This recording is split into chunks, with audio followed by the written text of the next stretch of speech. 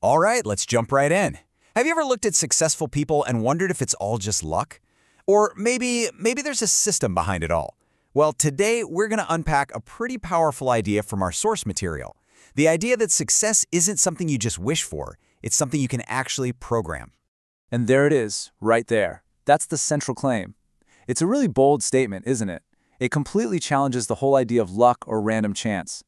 The speaker is basically arguing that, kind of like computer code, if you put in the right principles, you can predictably get a successful outcome. So the big question is, what is this programming?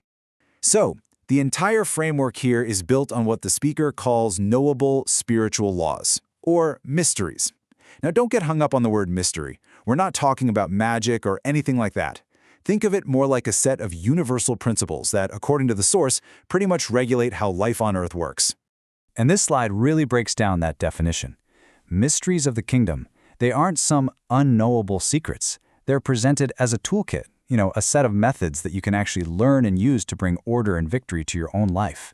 And notice the key words here, they're super important: understood and applied. It's not enough to just know them. And listen, we're not just talking about one little area of your life. The speaker claims this whole programming concept applies across the board, from your spiritual health and your marriage, all the way to your finances and, get this, even how long you live. The scope of this idea is just massive. Okay, but if success is a system that anyone can learn, why is the topic so controversial, right? Why does it spark such negative reactions, especially in faith communities? Well, the speaker actually tackles this head-on. And he acknowledges 4 really valid reasons for being skeptical.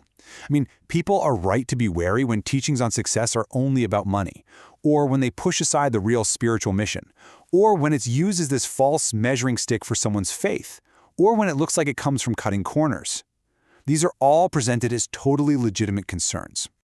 But after getting those valid points out of the way, the speaker pivots to what he says is the most destructive but illegitimate reason people react so negatively. And that's envy. He argues that this one single mindset is the biggest thing blocking our own personal progress. This slide just lays it out so clearly. You've got these 2 mindsets. When the critics see someone else's success, they get angry. They downplay the hard work that person put in.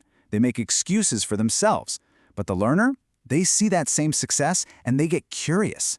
They respect the person's journey and start asking questions like, wow, how did you do that? What system did you use? It's obvious. One path leads to being stuck, and the other leads to growth. So here's the crucial point. The speaker argues that envy is completely self-defeating. Hating on a successful person doesn't change their reality one bit. It only hurts the one holding on to it. It's like drinking poison and hoping the other person gets sick. It just doesn't work. And this is the ultimate cost, right here. When you trivialize someone's success, you blind yourself to the principles and the sacrifices that actually created it. Envy literally slams the door shut on you learning the how-to from the very people who have the results you say you want. This is such a powerful reminder.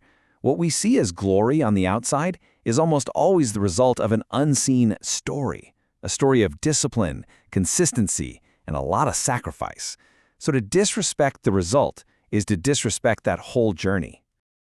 So, if we're not supposed to be laser-focused on just material stuff, and we're definitely not supposed to be envious, then what should we be aiming for?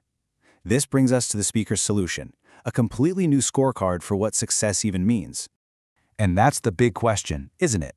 If it's not about the fancy car or the big bank account, what does a truly successful life actually look like from this perspective? And here they are, the 4 pillars. First up, character. Who are you becoming on the inside? Second, purpose. Are you actually doing what you were put here to do? Third, kingdom impact. What's your positive effect on others? And fourth, mastery of the mysteries. Your real ability to apply these spiritual laws. You see, adopting this kind of scorecard, it's a huge psychological shift.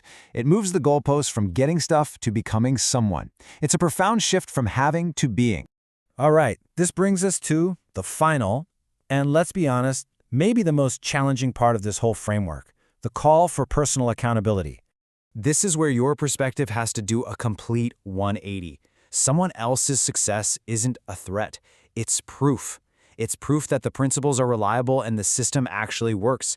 And if it works, it pretty much removes every excuse we might have, our background, our education, our circumstances, because someone else has already overcome them using that same system. And that proof, it leads right to this incredibly powerful conclusion. If the system is proven to work and it's available to everyone, well, then it forces what he calls a painful submission to the idea that we are responsible for our own outcomes. So this is where we land. The idea that you are the programmer of your own life, and you are fully responsible for the results. Is that a heavy, crushing burden, or is it the most empowering and liberating truth you could possibly hear? That's the question this whole idea leaves us with.